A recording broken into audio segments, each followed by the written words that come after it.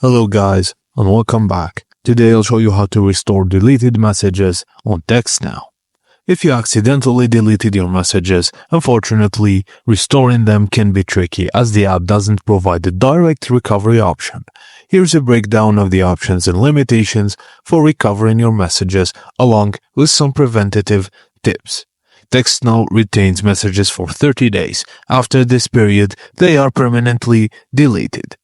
Once messages are deleted, there are no in-app features to restore them. For legal purposes, you can contact TextNow and formally request data retrieval. However, this process is not guaranteed to recover specific messages. Free users might have limited access to their chat history, which can affect the retrieval of old messages. Before deleting or losing access to important messages, export them. And periodically back up important chats by exporting or taking screenshots for future reference.